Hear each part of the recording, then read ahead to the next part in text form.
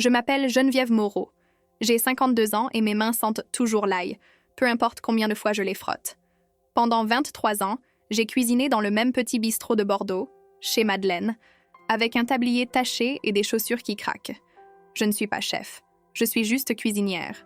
Mais c'est grâce à moi que ma fille Camille étudie le design de mode dans une école chic, vit dans un studio au centre-ville et porte des vêtements que je ne pourrais jamais m'offrir. Depuis la mort de mon mari il y a 8 ans, je travaille 65 heures par semaine. Le bistrot le jour, les bureaux 3 soirs par semaine. Je dors 5 heures par nuit. Mes pieds me font tellement mal que je dois les tremper dans l'eau glacée. Mon dos est détruit, mais je ne me plains jamais. C'est ma fille, mon sang, la dernière part de Bruno qui me reste. Ce mardi d'octobre, entre 2 services, je décide de lui apporter des croissants encore chauds, ceux qu'elle adorait petites, avec le beurre qui coule sur les doigts. Je sais qu'elle a cours l'après-midi, alors je prends le tram jusqu'à la rue Sainte-Catherine.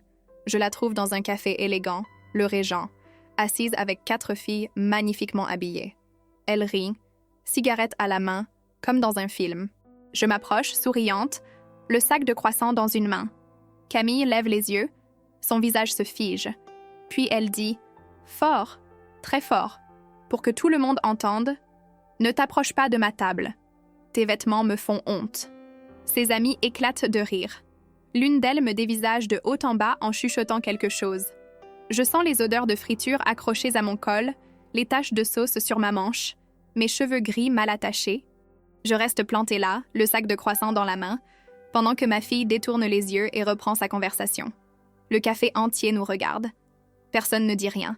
Personne ne bouge. Je pose le sac sur une chaise vide et je sors.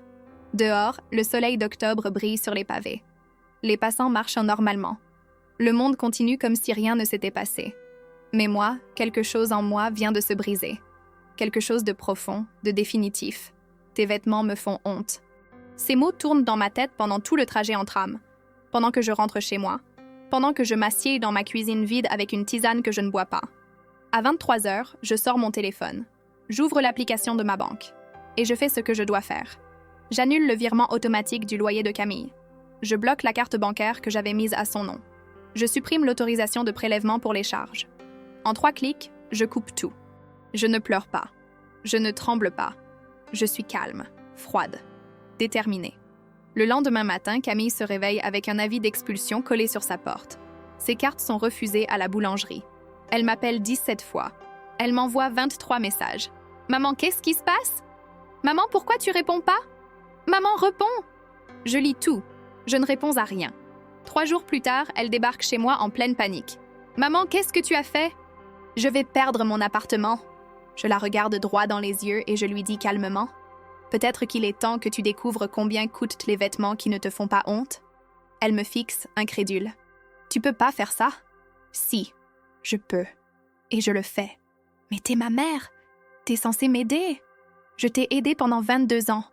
Maintenant, c'est fini. » Elle part en claquant la porte. Elle me crie qu'elle me déteste, que je vais regretter, qu'elle n'a plus besoin de moi. Les semaines passent. Camille perd son appartement. Elle dort chez des amis qui ne veulent pas vraiment d'elle. Elle finit dans une chambre de bonne glaciale, puis dans un foyer d'urgence où elle partage un dortoir avec 20 femmes. Elle cherche du travail partout. Personne ne veut d'elle. Elle maigrit. Elle a peur. Elle a froid. Et moi, je continue.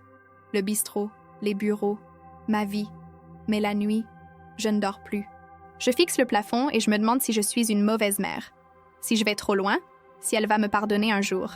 Un assistant social de la mairie m'appelle. « Votre fille est en détresse. Elle a besoin de vous. » Je réponds « Non, elle doit apprendre. » Il insiste. « Madame, c'est votre fille. » Je raccroche. Puis, un matin de décembre, je reçois une lettre. Une enveloppe blanche déposée devant le bistrot. Mon nom écrit en lettres tremblantes. L'écriture de Camille. À l'intérieur, des mots qui me briseraient le cœur. « Maman, je suis désolée. J'ai compris maintenant. J'ai compris ce que ça coûte. J'ai compris que je ne valais pas tes sacrifices. Je suis fière de toi. Fière de tes vêtements qui sentent l'ail.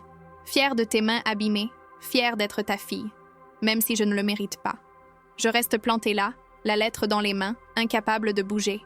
Incapable de respirer. Et je dois prendre la décision la plus difficile de ma vie. Est-ce que j'y vais? Est-ce que je la laisse souffrir encore? Est-ce que je pardonne? Ou est-ce qu'il est déjà trop tard? Je me réveille tous les matins à 5h30. Pas besoin de réveil. Mon corps connaît l'heure exacte où le ciel de Bordeaux commence à pâlir derrière les toits d'ardoise. Je reste allongée quelques secondes dans le noir, les yeux ouverts, écoutant le camion poubelle qui gronde dans la rue Saint-Michel. Puis je me lève. Ma chambre est petite. Un lit étroit avec une couette fleurie que ma belle-mère m'a donnée il y a 15 ans. Une commode en bois dont un tiroir refuse de fermer complètement. Une photo encadrée sur la table de nuit. Bruno et moi devant la basilique Saint-Michel, le jour de notre mariage. Il avait 24 ans, moi 22. Il portait un costume gris trop large et moi une robe blanche achetée aux puces. On souriait comme si le monde entier nous appartenait. Je passe devant cette photo chaque matin sans la regarder. Ça fait 8 ans qu'il est mort. 8 ans que je dors seule dans ce lit qui sent la lavande et la solitude. La salle de bain est glaciale en octobre. Je fais couler l'eau chaude dans le lavabo ébréché et je me lave le visage avec un savon de Marseille tout simple. Mon reflet dans le miroir fissuré me renvoie une femme de 52 ans, aux cheveux gris mal coupés, aux cernes violettes, aux rides profondes autour de la bouche. Je ne me trouve ni belle ni laide. Je suis juste fatiguée. Toujours fatiguée. J'enfile mon uniforme. Pantalon noir élimé aux genoux, chemise blanche avec une tache de vin rouge près du col que je n'ai jamais réussi à enlever complètement, et mon tablier bleu marine avec le logo brodé chez Madeleine. Les lettres dorées sont presque effacées maintenant. Je glisse mes pieds dans mes chaussures de cuisine. Des crocs noirs toutes craquelées qui me font mal aux talons, mais qui tiennent bon depuis 3 ans. Avant de partir, je bois un café debout dans la cuisine. Pas de petit déjeuner. Jamais le temps. Je regarde par la fenêtre qui donne sur la cour intérieure de l'immeuble. Madame Ribeiro du 3e étage étend déjà son linge. Monsieur Karim fume sa première cigarette sur son balcon rouillé. La vie recommence, identique à hier, identique à demain. Je prends le tram numéro C à 6h30. À cette heure-là, il est bondé d'ouvriers, d'infirmières, de femmes de ménage. On se serre les uns contre les autres sans se regarder, chacun perdu dans sa propre fatigue. Ça sent la sueur froide, le café réchauffé, le savon bon marché. Je reste debout près de la porte, agrippée à la barre métallique, et je regarde défiler les façades de pierre blonde de Bordeaux sous le ciel encore gris. Le bistrot se trouve rue des Trois-Conils, dans le quartier Saint-Michel. Une petite rue étroite où les pavés sont disjoints et où les vélos s'entassent contre les murs. Chez Madeleine est coincé entre une boucherie halal et un fleuriste qui n'ouvre qu'à 9h. La devanture est peinte en verre-bouteille, avec des lettres dorées à moitié écaillées. Il y a 4 tables dehors, recouvertes de nappes à carreaux rouges et blancs que je lave moi-même chaque samedi. Madeleine elle-même a 73 ans. Elle a ouvert ce bistrot en 1978 avec son mari qui est mort d'un AVC en 1992. Depuis, c'est elle qui tient la caisse, moi qui cuisine, et Yanis, un jeune de 25 ans aux bras couverts de tatouages, qui sert en salle. On n'est pas un restaurant gastronomique. On fait de la cuisine simple. Blanquette de veau, bœuf bourguignon, gratin dauphinois, tarte aux pommes. Les plats que les gens mangeaient chez leur grand-mère. Je rentre par la porte de derrière qui grince toujours, même après que Yanis l'a huilée 3 fois. La cuisine est sombre, étroite, avec des murs carrelés de blanc jauni par des décennies de graisse. Il y a une grande gazinière à 6 feux, un four qui chauffe mal à gauche, un évier en inox où s'empilent déjà les casseroles de la veille. Ça sent le vieux bois mouillé et le produit vaisselle. Je commence par allumer tous les feux. Je sors les légumes du frigo. Oignons, carottes, céleri, poireaux. Je pèle, je coupe, je hache. Mes mains bougent toutes seules, sans que j'aie besoin d'y penser. 30 ans que je fais les mêmes gestes. L'odeur de l'ail écrasé se colle sous mes ongles. Elle ne part jamais, même quand je frotte mes mains au citron ou au vinaigre blanc. C'est une odeur qui me suit partout, qui s'incruste dans mes vêtements, dans mes cheveux, dans ma peau. Madeleine arrive vers 8h. Elle entre toujours par la porte principale, avec son sac en cuir usé et son foulard Hermès. Un vrai hérité de sa mère. Elle est petite, voûtée, avec des cheveux teints en roux vif et des lunettes à chaînes dorées. Elle me lance un bonjour sec, sans sourire, et va s'installer à la caisse. On ne parle pas beaucoup, Madeleine et moi. On n'a jamais été amis. C'est une patronne à l'ancienne. Elle surveille les portions, elle compte les centimes, elle râle si j'utilise trop de beurre. Mais elle paye toujours à temps et elle ne m'a jamais virée, même quand j'ai dû m'absenter 2 semaines après la mort de Bruno. Yanis arrive en retard, comme toujours.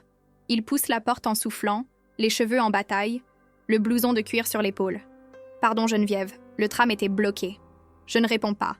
Je lui tends simplement un torchon et il se met au travail sans discuter. Le service du midi commence à 11h30. Les premiers clients arrivent. Des retraités du quartier, des ouvriers du bâtiment, quelques étudiants fauchés qui viennent pour le plat du jour à 12 €. Je cuisine dans ma petite cuisine surchauffée, la sueur qui coule dans mon dos, les mains qui s'agitent entre les casseroles, les poêles, les assiettes. Yanis va et vient entre la salle et la cuisine, criant les commandes d'une voix forte. 2 blanquettes, une entrecôte saignante, un gratin. Je ne vois jamais les clients. Je ne sais pas qui mange ce que je prépare. Je suis invisible, enfermée dans ma cuisine, et ça me convient parfaitement. Vers 14h, le service ralentit. Les derniers clients finissent leur café. Yanis essuie les tables. Madeleine compte la recette en marmonnant. Moi, je commence à préparer les légumes pour le service du soir. Je suis debout depuis 8 heures. Mes pieds me font mal. Mon dos me fait mal. Mais je ne m'assieds jamais. C'est à ce moment-là, vers 14h30, que je décide de faire une pause. J'enlève mon tablier, je me lave les mains 2 fois et je sors par la porte de derrière. L'air frais d'octobre me frappe le visage. Le ciel est d'un bleu pâle, presque translucide. Les feuilles des platanes commencent à jaunir. Je remonte la rue Saint-Michel en direction de la place de la Victoire. C'est un détour, mais ça ne me dérange pas. J'aime marcher dans Bordeaux à cette heure-là, quand les touristes sont partis déjeuner et que les rues retrouvent un peu de calme.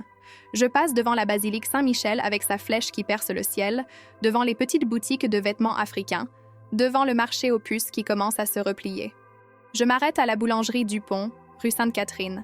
C'est une boulangerie à l'ancienne, avec des boiseries sombres et un comptoir en marbre. Ça sent le pain chaud et le sucre. Je commande 4 croissants au beurre, les meilleurs de Bordeaux, dit-on. La boulangère me les emballe dans un sac en papier Kraft. « C'est pour offrir ?» me demande-t-elle avec un sourire. « Oui, pour ma fille. » Je paie avec des pièces que je sors de mon porte-monnaie élimé. 5,40 €, presque 1 heure de travail. Camille étudie à l'École supérieure des arts appliqués, près du jardin public. Design de mode. Elle rêve de travailler pour les grandes maisons parisiennes, de défiler à la Fashion Week, de voir son nom dans les magazines. Moi, je ne comprends rien à tout ça. Mais c'est son rêve. Et Bruno aurait voulu qu'elle réalise ses rêves. Alors je paie. Tout. Le loyer du studio. 850 € par mois. Les charges. 120 €. La carte de transport. 50 €. L'argent de poche. 200 €. Les livres, les fournitures, les sorties. Tout. Je travaille 2 emplois pour ça. Le bistrot le jour et 3 soirs par semaine, lundi, mercredi, vendredi, je nettoie des bureaux dans le quartier des Chartrons. Des grandes sociétés d'assurance et de conseil avec des open space immenses et des vitres qui vont du sol au plafond. Je passe l'aspirateur sur les moquettes grises. Je vide les corbeilles. Je nettoie les toilettes. Je finis à 23h. Je rentre chez moi en trame de nuit, les jambes mortes, les yeux qui se ferment tout seuls. Mais ce mardi d'octobre, je ne pense à rien de tout ça. Je marche dans la rue Sainte-Catherine avec mon sac de croissants, le soleil qui me réchauffe le visage, et je me dis que je vais faire plaisir à ma fille. Peut-être qu'on prendra un café ensemble. Peut-être qu'elle me racontera ses cours, ses projets, ses amis. Peut-être qu'elle me sourira comme quand elle était petite et qu'elle courait vers moi en criant « Maman !» Je sais qu'elle a cours l'après-midi. Je me suis renseignée. Alors je me dirige vers le café où elle va souvent avec ses camarades. Le Régent, un endroit chic près de la place Gambetta. J'y suis déjà passée devant, mais je n'y suis jamais entrée. C'est le genre d'endroit où un café coûte 4,50 €. J'arrive devant le Régent vers 15h. C'est un café élégant, avec une terrasse protégée par des vitres et des plantes vertes dans des pots en céramique. Les tables sont en bois clair, les chaises design. À l'intérieur, je vois des étudiants bien habillés, des MacBooks ouverts, des conversations à voix basse. Et je la vois, elle, Camille. Elle est assise à une table près de la fenêtre, entourée de 4 filles. Elles sont toutes magnifiques. Robes fluides, vestes en cuir, cheveux brillants, maquillage impeccable. Camille porte une veste en tweed beige que je ne lui ai jamais vue. Elle fume une cigarette avec des gestes élégants, la tête rejetée en arrière, riant à quelque chose qu'une de ses amies vient de dire. Mon cœur se serre. Ma fille est belle. Si belle. Elle ressemble à Bruno. Les mêmes yeux verts, le même nez fin, la même bouche gourmande. Elle a 22 ans et toute la vie devant elle. Je pousse la porte vitrée. Une petite cloche tinte. Personne ne se retourne. Je traverse la salle lentement, le sac de croissants dans la main, mes chaussures qui craquent sur le parquet. Je sens les regards sur moi. Je sens qu'on me dévisage. Mon uniforme taché. Mon tablier oublié dans la poche. Mes cheveux gris en désordre. l'odeur d'ail qui me colle à la peau. Camille lève les yeux. Elle me voit. Son sourire se fige. Je m'approche, souriante, le cœur battant. « Coucou ma chérie, je t'ai apporté des croissants, ceux que tu adores. De chez Dupont. » Camille ne bouge pas. Ses amies me regardent. L'une d'elles fronce les sourcils. Une autre cache un sourire derrière sa main. Et puis Camille parle. Fort. Très fort. Pour que tout le monde entende. « Ne t'approche pas de ma table. Tes vêtements me font honte. » Le silence tombe comme une pierre. Les conversations s'arrêtent. Tout le monde nous regarde maintenant. Camille soutient mon regard, le visage dur, les lèvres serrées. Ses amies éclatent de rire. L'une d'elles murmure quelque chose que je ne comprends pas, et elle rit encore plus fort. Je reste plantée là, le sac de croissants dans la main. Je sens mon visage qui chauffe. Je sens les larmes qui montent, mais je les retiens. Je ne vais pas pleurer devant eux. Pas devant elles. Je pose le sac sur une chaise vide à côté de leur table. Lentement, sans un mot. Puis je me retourne, et je sors. Dehors, le soleil d'octobre brille toujours. Les passants marchent sur les trottoirs. Les voitures klaxonnent. Le monde continue comme si rien ne s'était passé. Mais moi, quelque chose en moi vient de se briser. Quelque chose de profond, de définitif. Je marche jusqu'au tram. Je monte. Je m'assieds près de la fenêtre et je regarde Bordeaux défiler derrière la vitre, floue, lointaine, irréelle. Ce soir-là, je ne retourne pas au bistrot. J'envoie un message à Madeleine. Malaise. Rentre chez moi. Elle ne répond pas. Je rentre dans mon appartement vide. Je m'assieds dans la cuisine. Je me fais une tisane que je ne bois pas. Et je reste là, dans le noir, à fixer le mur. Tes vêtements me font honte. Ces mots tournent dans ma tête, encore et encore, comme une chanson qu'on ne peut pas arrêter. J'ai travaillé toute ma vie pour elle. J'ai sacrifié tout pour elle. Mes rêves, mon confort, mes nuits, mon corps, tout. Et aujourd'hui, elle a honte de moi. À 23h, je sors mon téléphone. J'ouvre l'application de ma banque. Et je fais ce que je dois faire. J'annule le virement automatique du loyer de Camille. Je bloque la carte bancaire que j'avais mise à son nom.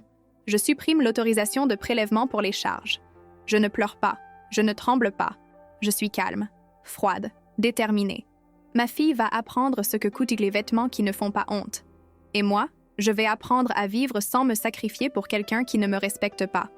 Je ne dors pas cette nuit-là. Je reste allongée dans mon lit, les yeux grands ouverts, fixant le plafond fissuré. La lumière des réverbères filtre à travers les rideaux fins et dessine des ombres sur les murs. J'entends Madame Ribeiro qui tousse dans l'appartement d'à côté. J'entends les sirènes au loin. J'entends mon propre cœur battre trop fort dans ma poitrine. Tes vêtements me font honte. Je ferme les yeux. Je revois la scène. Le café élégant. Les filles bien habillées. Camille qui lève les yeux vers moi avec ce regard froid, ce regard de quelqu'un qui regarde une étrangère. Non, pire que ça. Quelqu'un qui regarde quelque chose de sale, de gênant, de honteux. À 5h30, je me lève comme d'habitude. Je me prépare. Je bois mon café debout. Je prends le tram. Je retourne au bistrot. Madeleine me lance un regard suspicieux quand j'entre par la porte de derrière. « Tu vas mieux? » « Oui, c'était rien. » Elle ne pose pas de questions. Elle retourne à sa caisse. Yanis arrive en retard. La journée commence. Identique à hier. Identique à toutes les autres journées. Sauf que mon téléphone vibre dans ma poche toute la matinée. « Maman ?» Maman répond « S'il te plaît, maman, qu'est-ce qui se passe ?» Je ne réponds pas. Je coupe les légumes. Je fais revenir les oignons. Je touille la blanquette. Mes mains bougent toutes seules. Mon cerveau est ailleurs. À 11h, mon téléphone sonne. Je sors de ma poche et je regarde l'écran. Camille. Je laisse sonner. 1 fois, 2 fois, 3 fois. Puis j'éteins le téléphone et je le remets dans ma poche. Yanis me regarde bizarrement pendant le service. « Ça va, Geneviève? T'as l'air bizarre. »« Ça va. T'es sûre? » ?»« Je t'ai dit que ça va. » Il n'insiste pas. Le soir, quand je rentre chez moi vers 20h, j'ai 17 appels en absence. Tous de Camille. Et 23 messages. Je les lis tous, assise sur mon lit, dans le silence de mon appartement. « Maman, pourquoi tu réponds pas? »« Maman, j'ai reçu un truc bizarre ce matin. Un papier sur ma porte qui dit que le loyer n'a pas été payé. Maman, c'est une erreur, non? » Maman répond. J'ai essayé de payer mon café avec ma carte ce midi, elle est refusée, maman. Qu'est-ce que tu as fait? T'as bloqué mes cartes? Pourquoi? Maman, je comprends pas. Réponds-moi, s'il te plaît. J'ai peur, maman. Je suis désolée pour hier si c'est à cause de ça. Je te promets. J'étais stressée. J'ai dit n'importe quoi, maman. Réponds-moi. Putain. Si tu réponds pas, je viens chez toi. Je repose mon téléphone. Je me fais une tisane. Je m'assieds dans ma cuisine et je regarde par la fenêtre. Il fait nuit maintenant. Les lumières s'allument dans les appartements d'en face. Des vies ordinaires. Des gens qui dînent, qui regardent la télé, qui se disputent, qui s'aiment. Moi, je suis seule. Comme toujours. On frappe à ma porte vers 21h. Des coups violents, insistants. Je sais que c'est elle. J'hésite. Puis je me lève et j'ouvre. Camille se tient dans le couloir. Elle porte un jean déchiré et un pull oversize. Pas de maquillage. Les cheveux attachés n'importe comment. Elle a l'air jeune soudain, fragile, presque petite. Maman, entre. Elle entre. Elle reste debout au milieu du salon, les bras croisés, me regardant avec un mélange de colère et de panique. « Qu'est-ce que tu as fait ?» Je m'assieds sur le canapé. Je croise les jambes. Je la regarde calmement. J'ai annulé tous les virements. J'ai bloqué tes cartes. Tu n'as plus accès à mon compte. Elle me fixe, bouche ouverte. Mais pourquoi? Tu sais très bien pourquoi. À cause d'hier? Maman, j'ai dit ça sans réfléchir. J'étais stressée. Mes amis, elles. Tes amis. Je souris froidement. Celles qui ont ri? Camille baisse les yeux. Maman, écoute. Je suis désolée, vraiment. Mais là, tu peux pas faire ça. J'ai un loyer à payer. J'ai mes cours. Tu avais un loyer que je payais. Tu avais de l'argent que je te donnais. Tu avais tout. Grâce à moi. Je sais, maman, je sais. Et je te remercie pour tout ce que tu fais, mais... Tu me remercies? Je me lève. Ma voix reste calme, mais quelque chose de dur passe dans mes mots. Tu me remercies en me disant que mes vêtements te font honte, devant tout le monde, devant tes petites amies bien habillées? Camille se met à pleurer. Je suis désolée, maman, je te jure. J'aurais jamais dû dire ça, c'était horrible. Je suis nulle. Tu sais combien d'heures je travaille par semaine pour payer ton studio? Elle secoue la tête, incapable de répondre. 65 heures. 7 jours sur 7. Le bistrot le jour. Les bureaux 3 soirs par semaine. Je dors 5 heures par nuit. Mes pieds me font tellement mal le soir que je dois les tremper dans l'eau glacée pour pouvoir dormir. Mes mains sentent l'ail en permanence. Mon dos est détruit. J'ai 52 ans et j'ai l'impression d'en avoir 70. Maman, arrête. Tu voulais faire design de mode? Ok. Je t'ai inscrite dans la meilleure école. Tu voulais un studio à Bordeaux-Centre. Ok. Je t'ai trouvé un studio. Tu voulais de l'argent de poche pour sortir avec tes amis? Ok. Je t'ai donné de l'argent. Tout ce que tu as demandé, je te l'ai donné, sans jamais rien attendre en retour. Je sais, maman. Non. Ma voix monte pour la première fois. Non, tu ne sais pas. Parce que si tu savais, tu ne m'aurais jamais dit ça. Jamais. Camille sanglote maintenant, le visage dans les mains. Qu'est-ce que je vais faire? Je vais perdre mon appartement. Je vais devoir arrêter mes études. Tu vas apprendre. Elle lève la tête, les yeux rougis. Apprendre quoi? À te débrouiller seule. À payer tes propres factures. À comprendre ce que ça coûte de vivre. Et peut-être, si tu as de la chance, à comprendre ce que ça coûte de sacrifier sa vie pour quelqu'un qu'on aime. Tu peux pas faire ça, maman? Si, je peux. Et je le fais. Mais, je vais dormir où? Je hausse les épaules. Chez une amie, dans une chambre de bonne, sur un canapé. Je ne sais pas. Trouve.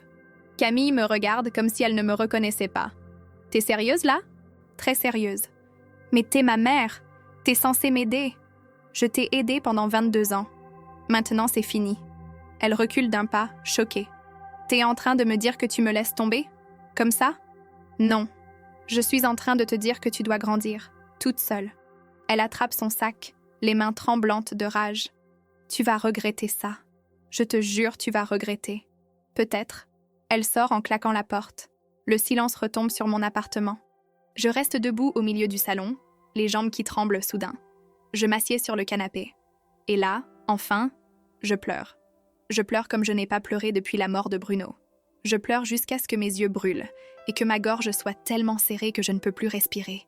Je pleure pour toutes ces années de sacrifice. Je pleure pour cette petite fille qui courait vers moi en criant « Maman !» et qui est devenue cette jeune femme qui a honte de moi. Je pleure pour moi, pour cette vie que je me suis imposée, pour cette solitude que je n'ai jamais demandée. Les jours suivants passent dans un brouillard. Je retourne au bistrot. Je cuisine. Je nettoie les bureaux. Je rentre chez moi. Je dors mal. Je mange peu. Mon téléphone reste éteint. Madeleine finit par me demander ce qui ne va pas. « T'as une tête de déterré, Geneviève. T'es malade? » « Non, juste fatiguée. C'est ta fille? Je la regarde, surprise. Elle hausse les épaules. Je suis vieille, pas aveugle. Qu'est-ce qu'elle a fait? Je ne réponds pas. Elle n'insiste pas. Yanis est plus direct. Écoute, Geneviève, je sais pas ce qui se passe dans ta vie, mais tu peux pas continuer comme ça. T'as failli te brûler 3 fois ce matin. Prends un jour de congé. Je peux pas. Si tu peux, je vais demander à ma sœur de venir m'aider demain. Toi, tu restes chez toi. Je veux protester, mais je suis trop fatiguée. J'accepte. Le lendemain, je reste dans mon appartement. Je ne sais pas quoi faire de moi-même. Je tourne en rond. Je regarde par la fenêtre. Je rallume mon téléphone. 15 nouveaux messages de Camille. Je les lis. Maman, j'ai perdu mon appartement. Je dors chez Léa, mais elle me dit que je peux rester que 2 jours. J'ai trouvé une chambre de bonne à 300 €, mais je peux pas la payer. Maman, s'il te plaît. J'ai essayé de trouver un travail, mais personne veut m'embaucher. J'ai faim, maman. Je comprends pas pourquoi tu me fais ça. Qu'est-ce que j'ai fait de si grave? Mes mains tremblent. J'ai envie de répondre. J'ai envie de lui dire que tout va bien, que je vais tout régler, qu'elle peut rentrer à la maison. C'est mon instinct de mère. Protéger. Sauver. Toujours. Mais je ne réponds pas. Je repose mon téléphone. Je me fais un thé. Et je reste assise dans ma cuisine, le regard perdu dans le vide. 1 semaine passe. Puis 2. Octobre devient novembre. Les feuilles tombent sur les trottoirs de Bordeaux. Il commence à faire froid. Je mets mon manteau pour aller travailler. Je porte une écharpe que Bruno m'avait offerte il y a 15 ans. Un matin, alors que je pèle des pommes de terre dans la cuisine du bistrot, Yanis entre avec un journal sous le bras. « T'as vu ça? » « Quoi? » Il ouvre le journal à la page des petites annonces. Il pointe du doigt une offre d'emploi. Il cherche quelqu'un pour servir dans un café rue Sainte-Catherine. Le Régent. C'est pas là que ta fille. Mon cœur s'arrête. Donne-moi ça. Je lis l'annonce. Recherche serveur-serveuse. Disponibilité immédiate. Expérience souhaitée, mais pas obligatoire. Tu crois que... demande Yanis doucement. Je replie le journal. Je ne sais pas. Et je ne veux pas savoir. Mais évidemment, je pense à ça toute la journée. Est-ce que Camille a vu cette annonce? Est-ce qu'elle a postulé? Est-ce qu'elle travaille maintenant dans ce café où elle m'a humiliée? Le soir, en rentrant chez moi, je prends une décision. Je rallume mon téléphone et j'écris un message à Camille. Un seul. Si tu veux me parler, tu sais où me trouver. J'appuie sur envoyer avant de changer d'avis. La réponse arrive 2 heures plus tard. Je préfère mourir que te demander de l'aide. Je fixe l'écran. Quelque chose se brise encore en moi. Mais cette fois, c'est différent. Cette fois, c'est de la colère. De la vraie colère. J'écris « Très bien. Alors meurs ». J'appuie sur « Envoyer ». Puis j'éteins le téléphone et je me couche. Cette nuit-là, je dors d'un sommeil lourd, sans rêve.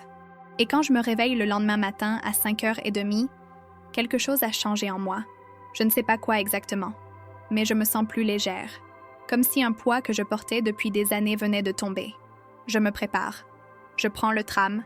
Je retourne au bistrot. Et je cuisine. Novembre devient décembre. Les décorations de Noël s'allument dans les rues de Bordeaux. Les gens courent dans les magasins. Les vitrines brillent de 1000 feux. Moi, je continue. Le bistrot. Les bureaux. Ma vie. Un soir, alors que je nettoie les bureaux des Chartrons, mon téléphone sonne. Je ne l'ai pas éteint depuis 2 semaines maintenant. Je regarde l'écran. Numéro inconnu. J'hésite. Puis je décroche. Allô? Une voix masculine. Bonsoir. Est-ce que je parle à Madame Moreau? Oui. Qui est-ce? Je m'appelle Thomas Blanc. Je suis assistant social à la mairie de Bordeaux. Votre fille Camille est passée nous voir aujourd'hui.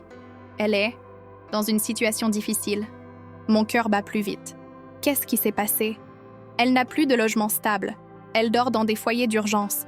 Elle a perdu beaucoup de poids. Elle est fragile. Je m'assieds sur une chaise de bureau. Et vous m'appelez pourquoi? Parce qu'elle a besoin de sa famille, madame. Elle a besoin de vous. Elle vous a dit ce qu'elle m'a fait? Un silence. Non, mais je sais qu'il y a eu un conflit. Écoutez, madame Moreau, je ne suis pas là pour juger. Je suis là pour aider. Votre fille est en détresse. Elle a besoin d'aide. Elle a dit qu'elle préférait mourir que me demander de l'aide. Un nouveau silence, plus long. Les gens disent beaucoup de choses qu'ils ne pensent pas quand ils ont peur. Madame Moreau, c'est votre fille. Je sais. Alors aidez-la. Non. Pardon? Non. Elle doit apprendre. Toute seule. Madame, au revoir, monsieur. Je raccroche. Mes mains tremblent. Je reste assise là, au milieu de l'open space vide et silencieux, avec juste le bruit de l'aspirateur qui tourne quelque part au loin. C'est votre fille. Oui, c'est ma fille. La petite fille que j'ai portée pendant 9 mois. La petite fille que j'ai bercée toutes les nuits pendant des années. La petite fille qui avait peur du noir et qui se glissait dans mon lit en chuchotant « Maman, j'ai peur ». La petite fille qui me dessinait des cœurs sur des bouts de papier avec écrit « Je t'aime, maman » en lettres tremblantes. Mais c'est aussi cette jeune femme qui m'a regardée avec dégoût. Cette jeune femme qui a dit que mes vêtements la faisaient honte. Cette jeune femme qui a ri avec ses amis pendant que je restais plantée là, humiliée, avec mon sac de croissants à la main. Je me lève, je reprends mon travail, je passe l'aspirateur, je vide les corbeilles, je nettoie les toilettes, et je me dis que je fais ce qu'il faut, que je suis une bonne mère. Pas une mère qui donne tout, mais une mère qui apprend à sa fille à se tenir debout, même si ça fait mal, même si ça me déchire le cœur, même si je sais qu'au fond de moi, je suis en train de mentir. Décembre avance. Les rues de Bordeaux se parent de guirlandes lumineuses. Les vitrines des magasins exposent des cadeaux emballés dans du papier doré. Les gens marchent vite, les bras chargés de paquets, le sourire aux lèvres. Noël approche. La ville entière semble heureuse. Moi, je continue. Comme une machine, comme un automate. Je me lève à 5h30. Je prends le tram. Je cuisine. Je nettoie. Je rentre chez moi. Je dors mal. Je recommence. Mais quelque chose a changé. Depuis l'appel de l'assistant social, je n'arrive plus à penser à autre chose. Elle dort dans des foyers d'urgence. Elle a perdu beaucoup de poids. Elle est fragile. La nuit, je reste éveillée, les yeux grands ouverts dans le noir. J'imagine Camille allongée sur un lit de camp dans un foyer. J'imagine son visage amaigri, ses yeux cernés. J'imagine qu'elle a froid, qu'elle a faim, qu'elle a peur. Et à chaque fois que ces images me traversent l'esprit, je serre les poings et je me répète « Elle doit apprendre, elle doit comprendre ». Mais qui est-ce que j'essaie de convaincre? Elle? Ou moi? Un matin de mi-décembre, alors que je prépare une daube dans la cuisine du bistrot, Madeleine entre avec une mine étrange. Elle tient quelque chose dans sa main, une enveloppe blanche. C'est pour toi. Quelqu'un l'a déposée ce matin avant l'ouverture. Je m'essuie les mains sur mon tablier et je prends l'enveloppe. Mon nom est écrit dessus, en lettres tremblantes. Je reconnais l'écriture, celle de Camille. Mon cœur se met à battre trop fort. Je reste plantée là, l'enveloppe dans les mains, incapable de bouger. « Tu vas l'ouvrir » demande Madeleine doucement. Je sais pas. Ouvre-la, Geneviève. Je déchire l'enveloppe. À l'intérieur, une feuille de papier pliée en 4. Je la déplie. Et je lis. « Maman, je ne sais pas si tu vas lire cette lettre. Je ne sais même pas si tu veux encore entendre parler de moi. Mais j'avais besoin de t'écrire. Parce que je n'arrive plus à vivre avec ce que j'ai fait. Ce que j'ai dit ce jour-là dans le café, c'était horrible. C'était impardonnable. Et je ne cherche pas d'excuses. Mes amis parlaient tout le temps de leur mère, de leurs vêtements de marque, de leur voiture, de leur maison. Et moi, j'avais honte de dire que ma mère était cuisinière dans un bistrot. J'avais honte de dire que tu travaillais 60 heures par semaine pour me payer mes études. J'avais honte de la vérité. Alors quand tu es entrée dans ce café avec tes vêtements de travail et ton sac de croissants, j'ai paniqué. J'ai eu peur qu'elle se moque de moi.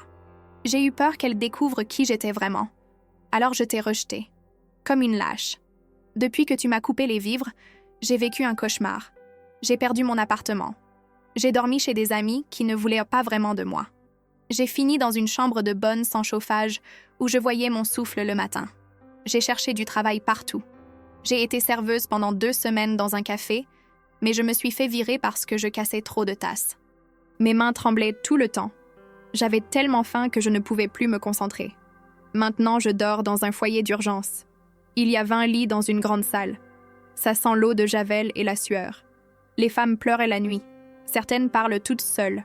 Moi, je reste allongée sur mon lit de camp et je pense à toi, à notre appartement, à ta cuisine où ça sentait toujours bon, à ton canapé défoncé où on regardait des films ensemble le dimanche, à tout ce que j'avais et que je trouvais normal. J'ai compris maintenant, maman. J'ai compris ce que ça coûte. J'ai compris combien tu as sacrifié pour moi. J'ai compris que je ne valais pas ces sacrifices. Je ne te demande pas de me pardonner. Je ne te demande pas de m'aider. Je voulais juste que tu saches que je suis désolée. Tellement désolée. Je t'aime, maman. Et je suis fière de toi. Fière de ce que tu es. Fière de tes vêtements qui sentent l'ail et la cuisine. Fière de tes mains abîmées par le travail. Fière d'être ta fille. Même si je ne le mérite pas. Camille. La lettre tremble dans mes mains. Les mots dansent devant mes yeux. Je ne peux plus respirer. Je sens quelque chose se briser dans ma poitrine, quelque chose que je retenais depuis des semaines. « Geneviève ?» La voix de Madeleine semble venir de très loin. « Ça va ?» Je ne réponds pas. Je plie la lettre. Je la remets dans l'enveloppe. Je la glisse dans ma poche. Et je retourne à mes casseroles. Mais mes mains tremblent tellement que je renverse le sel, que je rate mes assaisonnements, que je laisse brûler les oignons. Madeleine finit par me prendre par le bras et me forcer à m'asseoir. « Arrête. Va la voir. » Je peux pas. Pourquoi? Parce que si je cède maintenant, elle n'aura rien appris. Elle pensera qu'elle peut me traiter comme elle veut et que je reviendrai toujours. Madeleine s'assied en face de moi. Ses yeux bleus me fixent avec une dureté que je ne lui ai jamais vue. « Écoute-moi bien, Geneviève. J'ai eu 3 enfants. 2 sont morts. Un dans un accident de voiture à 20 ans. Une autre d'un cancer à 35 ans. Il me reste une fille que je ne vois qu'une fois par an parce qu'on s'est disputé il y a 10 ans et qu'aucune de nous deux n'a eu le courage de faire le premier pas. » Elle se penche vers moi. « Tu sais ce que je donnerais pour avoir une lettre comme celle-là? Pour avoir une deuxième chance? Pour pouvoir dire à ma fille que je l'aime avant qu'il soit trop tard? Mais elle m'a humiliée. Oui, elle t'a humiliée. Elle a été cruelle et égoïste. Mais elle a 22 ans, Geneviève. 22 ans. Elle est encore une enfant. Une enfant stupide qui vient de comprendre quelque chose que certains n'apprennent jamais. Les larmes coulent maintenant sur mes joues. Je ne les retiens plus. J'ai tellement mal, Madeleine. Je sais. Mais tu sais ce qui fait encore plus mal? Les regrets. Crois-moi, je sais de quoi je parle. Elle se lève. Elle me tapote l'épaule. Va la chercher, avant qu'il soit trop tard. Je reste assise là pendant longtemps, puis je sors la lettre de ma poche. Je la relis. 1 fois, 2 fois, 10 fois. Je suis fière de toi. Ces mots résonnent dans ma tête. Personne ne m'a jamais dit ça. Jamais. Ni mon mari, ni mes parents, ni mes collègues. Personne. Et c'est ma fille, celle qui m'a fait tellement de mal, qui me dit ça pour la première fois. Le service de midi est catastrophique. Je brûle la blanquette. Je sale trop le gratin. J'oublie de mettre les tartes au four. Madeleine finit par me renvoyer chez moi. Va la chercher. On se débrouillera sans toi. Je retire mon tablier. Je prends mon manteau. Et je sors dans le froid de décembre. Je prends le tram jusqu'à la mairie. Je demande à voir Thomas Blanc, l'assistant social qui m'a appelé. On me fait attendre 1 demi-heure dans un couloir qui sent l'eau de javel et le papier. Puis un homme d'une 40aine d'années apparaît. Petit, rond, avec des lunettes et un pullover beige. « Madame Moreau ?»« Oui. »« Suivez-moi. » On s'installe dans un petit bureau encombré de dossiers. Il me regarde avec un mélange de curiosité et de méfiance. « Vous avez changé d'avis ? Je veux savoir où elle est. » « Pourquoi ? Pour lui faire encore plus de mal ? » Je le regarde droit dans les yeux. « Pour la ramener à la maison. » Son visage se radoucit. Il fouille dans ses papiers et sort une adresse qu'il note sur un post-it. « Elle est au foyer Sainte-Marie, rue du Palais Gallien. Mais Madame Moreau. »« Oui ? Votre fille va mal. Vraiment mal. Elle ne mange presque plus. Elle ne dort plus. Elle parle de vouloir disparaître. » Mon sang se glace. « Qu'est-ce que vous voulez dire ? » « Je veux dire qu'il faut que vous fassiez très attention. Elle est fragile. Ne la brusquez pas. Ne la jugez pas. Soyez juste là pour elle. » Je prends le post-it. Je le serre dans ma main. « Merci. » Je cours presque jusqu'à l'arrêt de tram. Le trajet jusqu'à la rue du Palais Gallien me semble durer une éternité. Je regarde par la fenêtre sans rien voir. Mon cœur bat tellement fort que j'ai l'impression qu'il va exploser. Le foyer Sainte-Marie est un bâtiment gris et laid, coincé entre un parking et une caserne de pompiers. Il y a des graffitis sur les murs, des poubelles qui débordent, une porte métallique avec un interphone. J'appuie sur le bouton. Une voix de femme répond. « Oui ? » Je viens voir ma fille, Camille Moreau. Un silence, puis un buzz. La porte s'ouvre. À l'intérieur, ça sent l'eau de javel, la nourriture réchauffée et quelque chose d'indéfinissable. La tristesse, peut-être. Le désespoir. Une femme d'une 50aine d'années m'accueille. Elle porte une blouse blanche et a des cheveux courts, teints en roux. « Vous êtes la mère de Camille ?»« Oui. »« Suivez-moi. » Elle est au dortoir. On monte un escalier étroit. On traverse des couloirs aux murs jaunis. On passe devant des femmes assises sur des chaises en plastique, le regard vide. Certaines me regardent passer. D'autres ne bougent même pas. Le dortoir est une grande salle avec des rangées de lits de camp. Il fait froid. Il n'y a presque personne à cette heure-ci. La femme me montre un lit au fond, près de la fenêtre. Elle est là-bas. Je m'avance lentement et je la vois.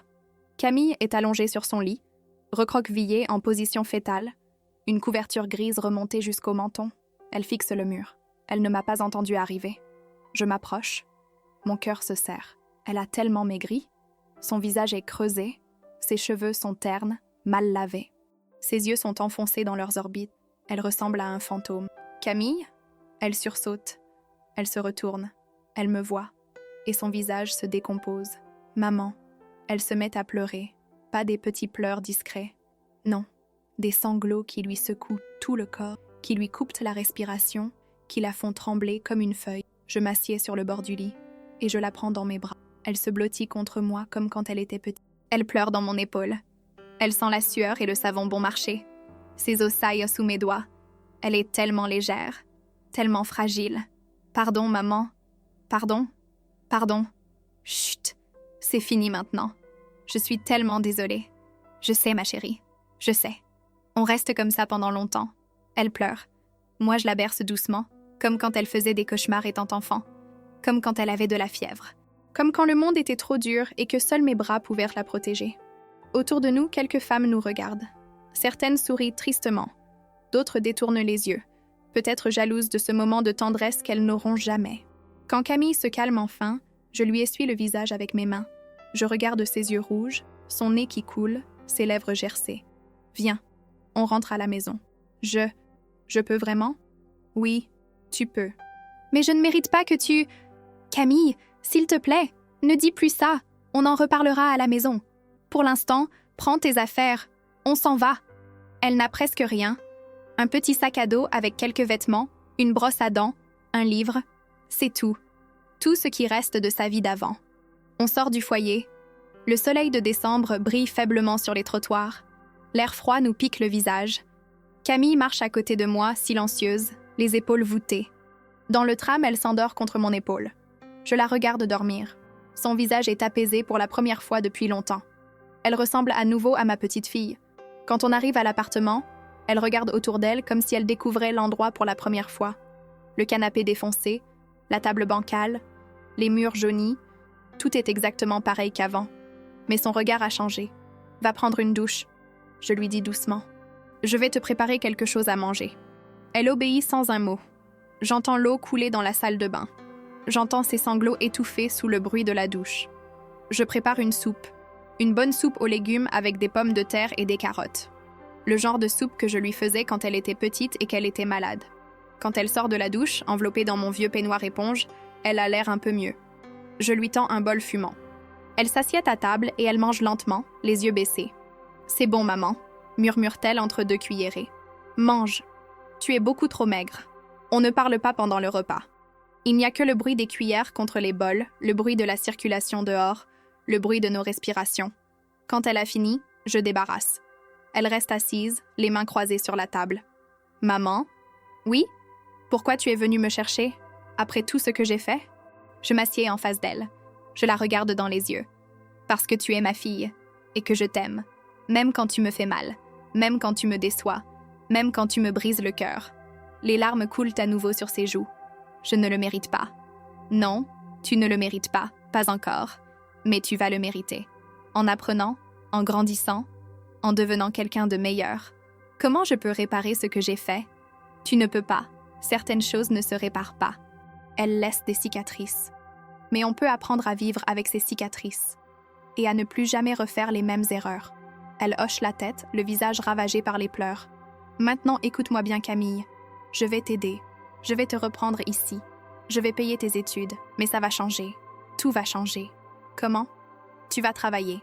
Pas à plein temps, tu as tes cours. Mais quelques heures par semaine. Tu vas gagner ton propre argent. Tu vas apprendre la valeur des choses. Et tu vas me respecter. Toujours. Peu importe où on est. Peu importe qui nous regarde. Tu ne me feras plus jamais honte de ce que je suis. Compris? Oui, maman. Je te le promets. Et si tu recommences?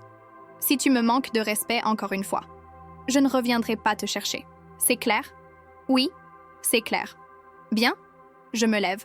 Je vais chercher des draps propres dans l'armoire. Je prépare le canapé pour elle. Elle me regarde faire en silence. Tu dormiras là pour ce soir. Demain, on verra pour te trouver une nouvelle chambre. Quelque chose de simple cette fois. Pas un studio de 850 €. D'accord. Elle se glisse sous les draps. Elle me regarde avec des yeux de petite fille perdue. « Maman? Oui? Tu peux rester encore un peu? » Je m'assieds sur le bord du canapé. Je lui caresse les cheveux comme quand elle était petite. Elle ferme les yeux. « Je t'aime, maman. »« Je t'aime aussi, ma chérie. Je suis désolée pour tout. Je sais. Dors, maintenant. » Elle s'endort rapidement, épuisée par les émotions. Moi, je reste assise là, à la regarder dormir.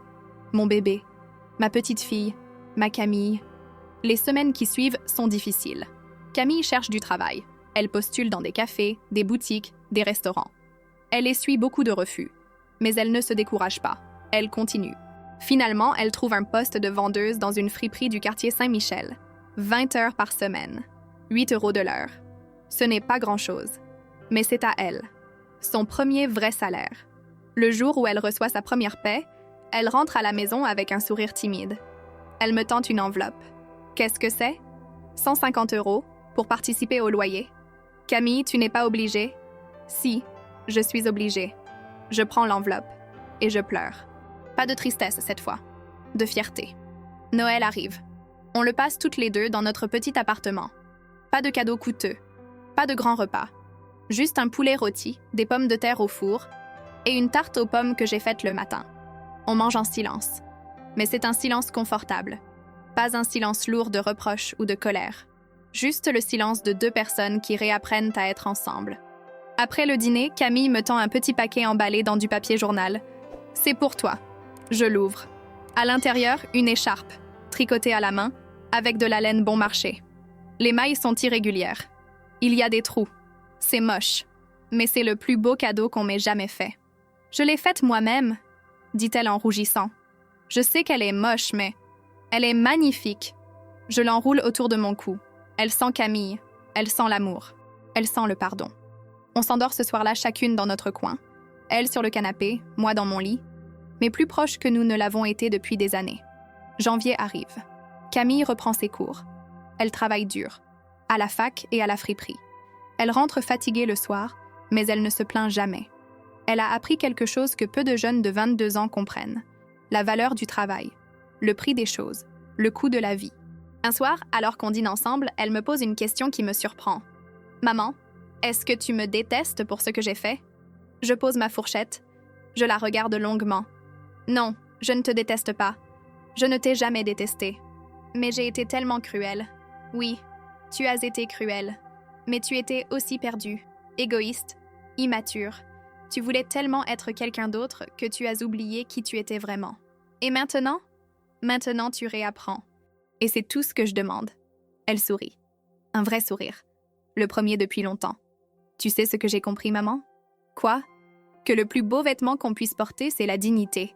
Et toi, tu l'as toujours porté. Même avec ton tablier taché et tes chaussures usées.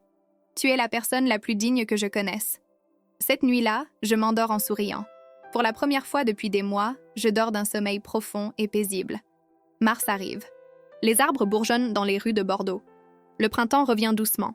Camille a trouvé une petite chambre de bonne à 300 € par mois qu'elle paie avec son salaire. C'est minuscule. Il fait froid. Mais c'est à elle. Le jour où elle déménage, je l'aide à porter ses cartons. Il n'y en a pas beaucoup. Quelques vêtements, quelques livres, quelques affaires. Mais c'est suffisant. On s'assied sur le petit lit étroit, essoufflé par les escaliers. « Ça va aller ?» je demande. « Oui, ça va aller. Si tu as besoin de quelque chose. »« Je sais, maman. Merci. » On reste assises là un moment, côte à côte, puis Camille pose sa tête sur mon épaule. « Maman? Oui? Merci de ne pas m'avoir abandonnée. Je ne pourrai jamais t'abandonner, même si j'ai failli. Je sais. Et c'est pour ça que je ferai tout pour ne plus jamais te décevoir. » Je l'embrasse sur le front. « Tu ne me décevras plus. J'en suis sûre. » Quand je pars, elle reste sur le pas de la porte de sa chambre, me faisant un signe de la main. Elle sourit. Un sourire qui illumine son visage amaigri. Je descends les escaliers. Je sors dans la rue. Le soleil de mars brille sur Bordeaux. L'air sent le printemps. Et moi, Geneviève Moreau, 52 ans, cuisinière dans un petit bistrot, je marche dans les rues de ma ville avec le cœur plus léger qu'il ne l'a été depuis des années. Ma fille m'a fait mal. Ma fille m'a brisé le cœur. Mais ma fille a appris. Et moi aussi j'ai appris. J'ai appris qu'aimer ne veut pas dire tout donner. J'ai appris que parfois il faut laisser tomber pour que l'autre apprenne à se relever. J'ai appris que le pardon n'efface pas la douleur, mais qu'il permet de vivre avec. J'ai appris que mes vêtements tachés, mes mains qui sentent l'ail, mes chaussures usées, ne sont pas une honte. Ils sont la preuve de mon courage, la preuve de mon amour, la preuve que j'ai sacrifié ma vie pour que ma fille puisse avoir la sienne. Et aujourd'hui, enfin, elle le comprend. Aujourd'hui, enfin, elle est fière de moi. Et moi, je suis fière d'elle. Pas parce qu'elle étudie le design de mode, pas parce qu'elle rêve de Paris et de défilés, mais parce qu'elle a eu le courage de reconnaître ses erreurs, parce qu'elle a eu la force de se relever, parce qu'elle a appris ce que peu de gens apprennent, que la vraie richesse n'est pas dans ce qu'on possède, mais dans ce qu'on est. Je rentre chez moi, je me prépare une tisane, je m'assieds dans ma cuisine, et je souris. Demain, je retournerai au bistrot. Je cuisinerai ma blanquette. Je nettoierai mes casseroles. Je rentrerai chez moi épuisée, mais ce ne sera plus pareil. Parce que maintenant, je sais que quelque part dans cette ville, il y a une jeune femme qui pense à moi avec fierté et amour. Et ça change tout. Fin. Ne t'approche pas de ma table. Tes vêtements me font honte, a dit ma fille dans un café bondé avec ses amies de la fac. Elles ont ri. Le lendemain matin, elle s'est réveillée avec un avis d'expulsion. Le loyer que je payais avait été annulé et ses cartes étaient rebloquées.